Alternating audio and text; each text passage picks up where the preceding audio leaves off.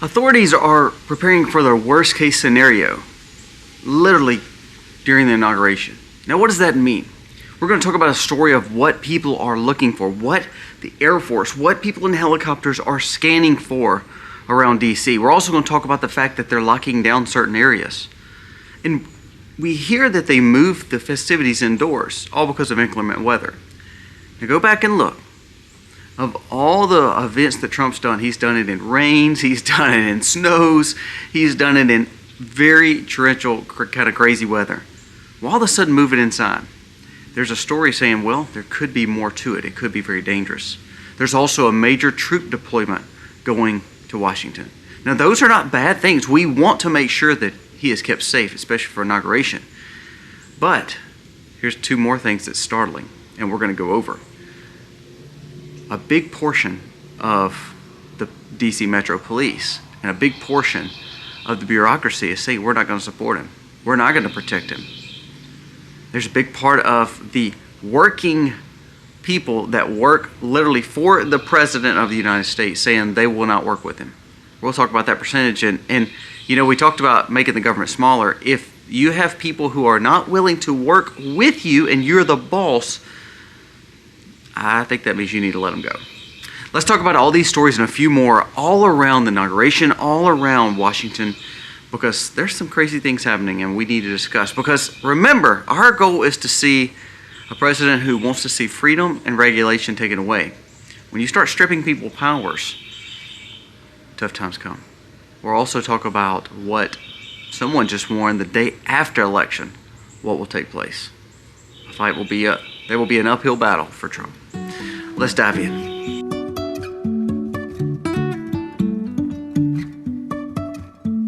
Life is a winding road.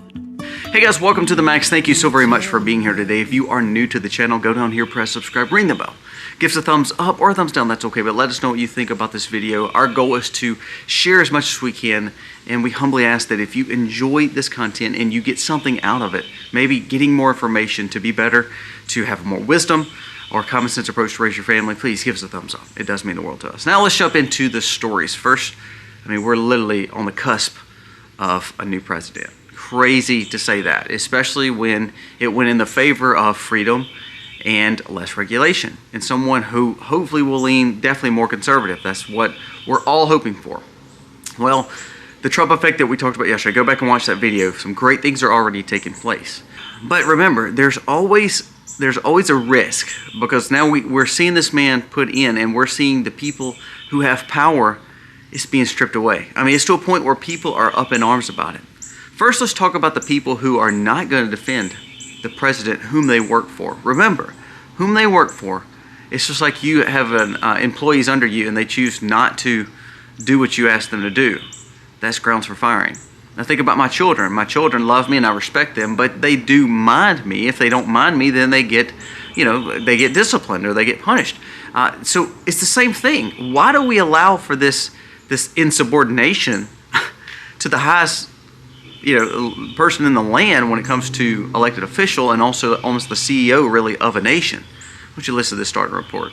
More than half a dozen local police departments, and they're not talking about local police, I'm talking about departments dealing with DC, Washington area, listen to this, are refusing to assist in securing for Donald Trump's inauguration. Currently, more than half a dozen law enforcement police departments in the Washington, D.C. area have announced they will not help Metropolitan Police Department with securing the 2025 presidential inauguration. Now, this is their job to serve and protect. If they choose not to, fire them all. Fire them all. What is the point in having them if they're not willing to do their job, especially for the job of someone who is literally the most powerful man, not only in America, but in the world? Now, you may not like his politics. You may not like the politics of whomever is in charge, but ultimately you have to respect the position, and you are there to serve and protect. If these people, these 6 to 12 departments, so that means there's hundreds of men and women who are not willing to serve on the behest of what their bosses tell them, fire them. What are we having them for? It says this decision will make the MPD, which is Metropolitan Police Department, very reliant on other people to help. because they will be held to a point where they cannot handle the scale and proximity of this situation. So we're already making our police and our people vulnerable. Remember, it's not just about the president, it's about everybody who's in attendance at DC at this one time. They said there's millions upon millions flooding into DC. And remember, the festivities were taken inside, and we're going to talk a little bit about that. But first, if these police department heads and these police department officers choose not to do their job, you need to fire them. That goes along with another story that says nearly half of federal employees say they plan to resist Trump's incoming administration. They will work against Trump's administration. Now, this is from American Greatness, and it was shared by Zero Hedge. It says, a poll conducted by RMG Research reveals that a startling number of federal government managers who say they will actively oppose the incoming administration of Donald Trump. Now, you know, we talked about Doge firing people, and they should get rid of most of these people in the government because it's all just a bunch of fluff. If 44% of people that work in the government said they want to actively work against the President of the United States, whom they work for, fire them. Fire them. I mean, honestly, we have employees at my job and love them. We actually have a great relationship. But if we had a bad relationship and all they do is complain and moan and all they do is want to defy the boss, basically, why do we have them work for us? In the same situation, it doesn't matter the politics. Do your job. Do your flipping job. 44% at least are saying they're not going to do their job. So why are we paying them? Remember, we're the taxpayers. They actually work for us more than they work for the president. Fire them. Fire them. Let's have a vote, a populist vote. If you choose not to be a team player and you choose to be insubordinate, let's have a vote, populist vote, you're all fired. I bet you money most people would do that because you and I have to go to our work every day and do our jobs. And they're saying they're going to defy the boss. So we have a vulnerability in Washington, D.C. We have a vulnerability of Trump's policies getting passed when 44% of the people say we're not going to support him and we're going to work actively against him. That's an uphill battle. You know what Janet Yellen just came out and said? Janet Yellen just came out and said she is going to leave the Treasury Department. And she says this is in her last official act. Janet Yellen warns that the U.S. will hit the debt ceiling one day after Trump inauguration. Back the last week of December, when the stock market was desperately trying to reverse its slump from the Santa rally, which prevented stocks from closing 2024 at all-time high. This is from the article, and again, they keep quoting. It says, we quoted that Democratic operatives will do everything they can to cause problems for Trump. Listen to this, and this is an article again from Zero Hedge. It says, Janet Yellen has personally overseen a staggering $15 trillion of extra debt. She is leaving this week to where her debt ceiling will go up again with her not in control. So this new Treasury Secretary, Bessent, and also Trump will walk into a debt ceiling crisis just one day after they're elected. Uphill battles. Now, let's talk about hours before this actually goes down. Trump orders the inaugurations to be moved inside because of dangerous conditions. Now, they're saying it's because of weather, only weather. However, like Marjorie Taylor Greene just said, she said, I've personally attended countless rallies for President Trump, spoke in extreme weather conditions, for cold, rain, wet, heat. There must be something else with this security measures. And this goes along with two new reports that just came out. It says there's an area in the White House that's been locked down because of parades and also because of people and traffic not being able to be controlled in front of the White House. So they are locking down certain parts around the White House. Okay, you're like, that makes sense. Listen to this. There's a new story from Paul Joseph Watson he shared on Modernity News. It says, authorities are preparing for worst case scenarios ahead of the Trump inauguration. It says Washington, D.C. and the authorities are scanning for, listen to this, nuclear irregularities, while the Secret Service preps for the worst case scenarios when it comes to security preparations when they're kicked into high gear for President-elect Donald Trump. It says a report from CBS News reports that Department of Energy helicopters flying grid patterns around the city about 150 foot in the air to scan for any radiological and nuclear irregularities. It says officials are attempting to map a blueprint of normal radiation, but then also see if there's any dirty bombs. And it says they've stepped up because of the severity in the situation with this president. How he has pushed against a lot of different individuals and pushed against the narratives of even the administrative state, that they've seen there's an uptick of irregularities. Now, what does an uptick of irregularities mean? And they have the Department of Energy flying around in helicopters, kind of like the drones, trying to find out if there's anything that they see as a problem. Now, this goes along, remember, with the fact that police departments are not going to help. They're going to be more vulnerable.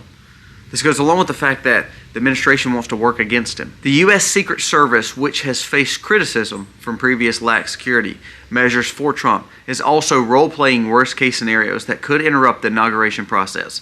According to the Assistant Special Agent in Charge, Michael Thomas, security measures for Trump inaugurations will eclipse anything they've seen before.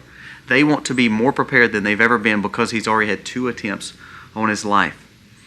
This includes the presence of 25,000 law enforcement officers and military personnel. They have deployed another 7,800 along with 5,000 extra to make sure they have a buffer zone.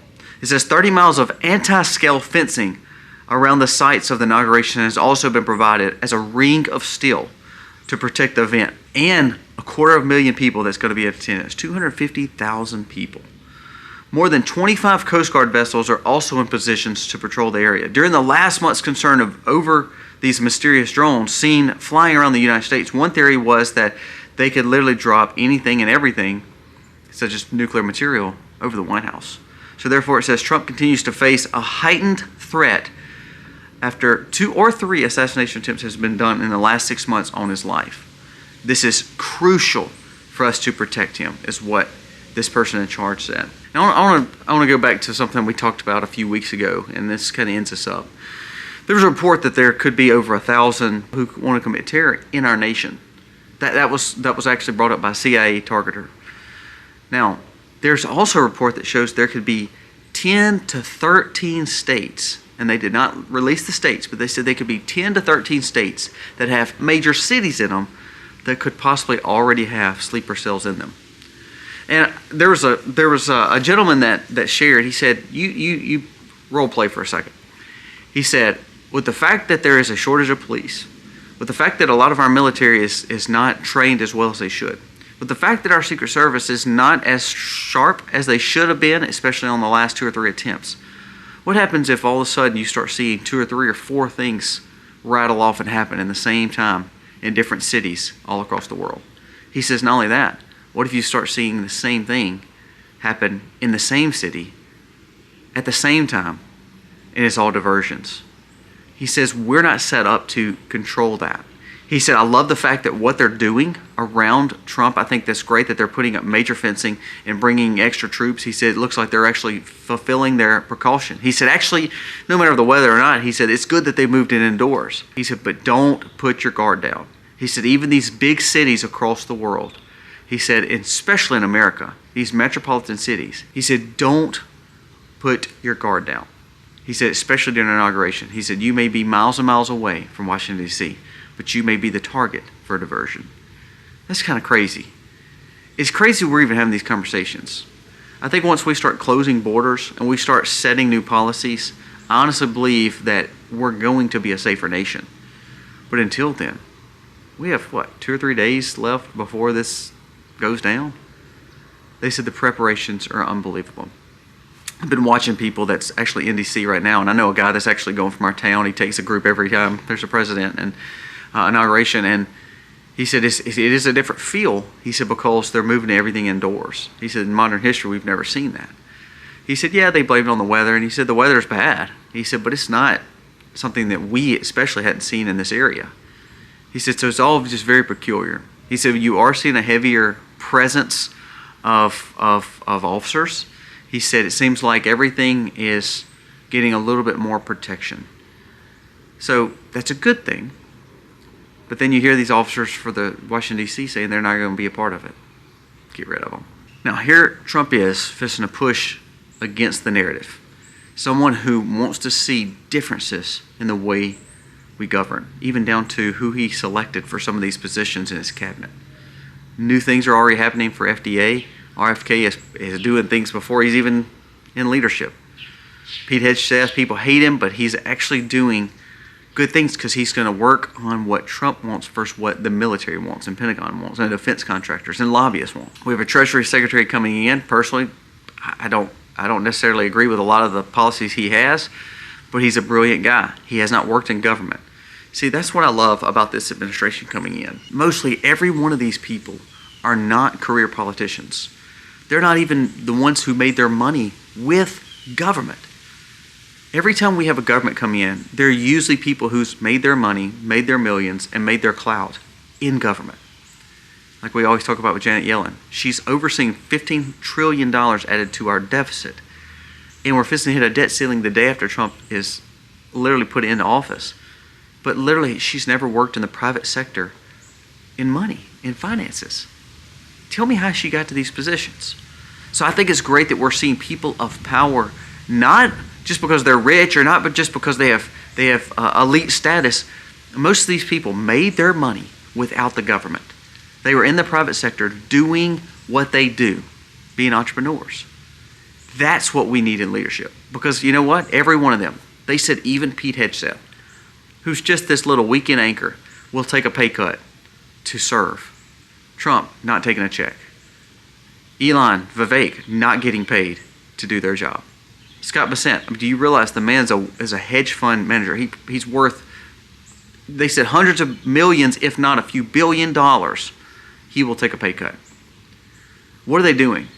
They're doing a job that Trump wanted them to do, but ultimately they want America better for their children and for their great-grandchildren and for the legacy that they produce. That is great. Because you know what?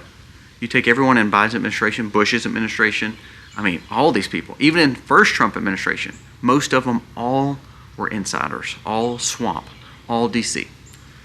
The Boltons, the Roves, the Pences, the Haleys, and then of course, you know, the Democrats same way. It's time for a new system. And that means people are not going to like what Trump is doing. 44% of the government doesn't like him. They're going to actively work against him, fire him. 6 to 12 police departments don't want to defend him, fire them. And anybody who doesn't want to actually do this job, and anybody who else does not want to serve at the behest of the president, remember, this is his administration. He is the CEO now. He was elected by what, 70, 80 million people? Then it's time to get out of the way. It's time for a new America, and I think there's a reset coming, and it may be a good one. But it will be an uphill battle. All right, dangerous conditions in Washington. I'm hoping that and praying that everybody is safe. I'm praying that it goes through with no problem. You hear all kind of people talking about things that are happening. I hope it goes through and everybody's wrong, and I hope that it's smooth transition and we can start bringing America back. Guys, thank you so much for watching. We appreciate you. Again, pray for our nation, pray for our leaders, and we're praying that their revival will take off, and that's what we actually need, America. Thanks, guys, for watching. God bless.